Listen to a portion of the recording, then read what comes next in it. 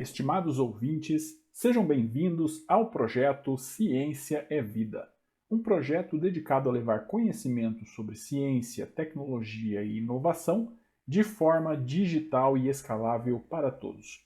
Hoje nós temos uma questão do Exame Nacional do Ensino Médio, ano base de 2020, na área de matemáticas e suas tecnologias, e nós abordamos a questão de número 142 da prova amarela.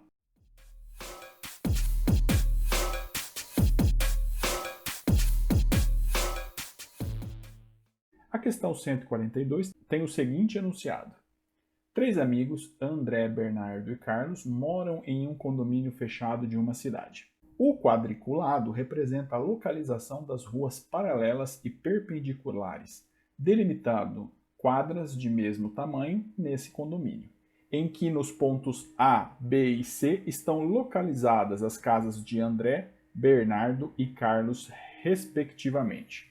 Nós temos então uma imagem quadriculada, o ponto A, o ponto B e o ponto C, e um quadriculamento com linhas horizontais e verticais. André deseja deslocar-se da sua casa até a casa de Bernardo, sem passar pela casa de Carlos, seguindo ao longo das ruas do condomínio, fazendo sempre deslocamentos para a direita ou para cima, segundo o esquema da figura. O número de diferentes caminhos que André poderá utilizar para realizar o deslocamento nas condições propostas é: alternativa A, 4, alternativa B, 14, alternativa C, 17, alternativa D, 35 e alternativa E, 48. Observem que gostaríamos de determinar o número de diferentes caminhos. Nesse caso, nós temos nada mais nada menos que uma análise combinatória que indica a quantidade de sequências que podem ser formadas por um determinado conjunto de dados, como, por exemplo, o número de palavras que podem ser formadas pelo alfabeto, ou o número de placas de carro ou de moto que podem ser formadas por números e letras, ou inclusive os números de celulares que poderiam ser formados pelos algarismos decimais. As análises combinatórias mais comuns são as permutações e as combinações. Nesse caso específico do enunciado, nós temos permutações. As permutações podem ser classificadas como simples, onde nós temos apenas uma ordenação de n elementos distintos, ou seja, eu tenho um grupo de, por exemplo, 10 letras e eu quero saber quantas ordenações, ou seja, quantos anagramas ou agrupamentos distintos podem ser formados.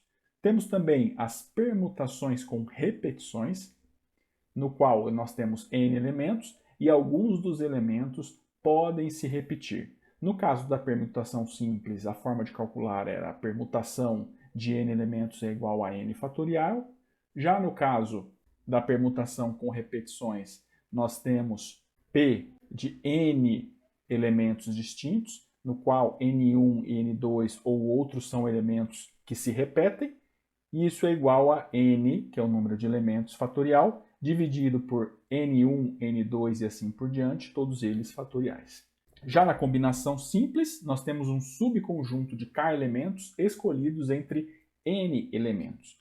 Ou seja, imagine que nós temos uma corrida e o pódio é formado por 3 pessoas. E as combinações me dizem exatamente qual é o número de pódios diferentes que podem acontecer, uma vez que no pódio só vão, em geral, 3 vencedores. Retornando ao nosso enunciado, nós queremos então determinar o número de diferentes caminhos entre A e B sem que passe pelo C. Então notem que o número de diferentes caminhos é igual ao total de possibilidades, ou seja, de caminhos possíveis. Nós sabemos então que se trata-se de uma permutação, porque eu quero saber todos os caminhos possíveis. Seriam permutações simples ou com repetições? E aí podemos perguntar, nós podemos passar pela mesma rua mais de uma vez? Se a resposta é sim. Sendo assim, nós temos uma permutação com repetições. Então, no final, o número total de caminhos diferentes nada mais é do que o número total de caminhos menos os caminhos proibidos. Quais são os caminhos proibidos? Aqueles que passam pela casa do Carlos, ou seja, pelo ponto C. Seguindo nesse raciocínio, então o número de diferentes caminhos nada mais é do que o número total menos o número de caminhos proibidos, no qual o número total ele é representado pelas setinhas indo do ponto A para a direita e do ponto A para cima. Já os caminhos que são proibidos, eles são representados por setas que passam pelo ponto C, que é a casa do Carlos. Sendo assim, então nós temos permutações com repetições. A primeira permutação é a permutação de caminhos possíveis. Nós temos 7 quadrados para caminhar, sendo que eu posso repetir entre 4 e 3, uma vez que eu estou repetindo os caminhos para a esquerda e os caminhos para a direita. E eu preciso subtrair os caminhos proibidos. Os caminhos proibidos são aqueles que passam do ponto A ao ponto C. São 4 casas que precisam andar, 2 para cima e 2 para a esquerda. Vezes, uma vez que eu estou tendo eventos sucessivos, porque eu preciso chegar à casa de B. Quando eu tenho eventos sucessivos, eu tenho multiplicações de permutações ou combinações ou probabilidades.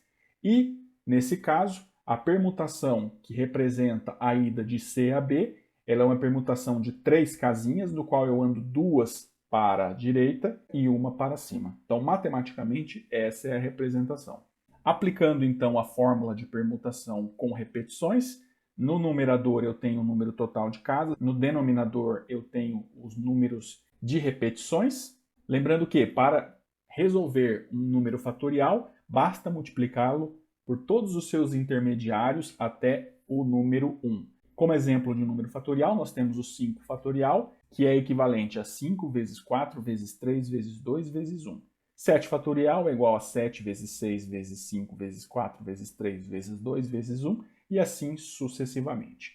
Resolvendo então essa multiplicação de fração e essa subtração de fração, nós chegamos no seguinte valor, que a permutação, que representa um número de diferentes caminhos que André poderá utilizar para se deslocar até a casa de Bruno, nada mais é do que 35 menos 6 vezes 3. 6 vezes 3, 18. 35 menos 18 é igual a 17. Então, 17 é o número de diferentes caminhos e aqui nós temos o 17 na alternativa C. Excelente! Esperamos que o conhecimento apresentado hoje possa colaborar com o seu crescimento pessoal e contribuir para a sua jornada de vida. Não esqueça de nos seguir no Spotify e no LinkedIn. Até a próxima!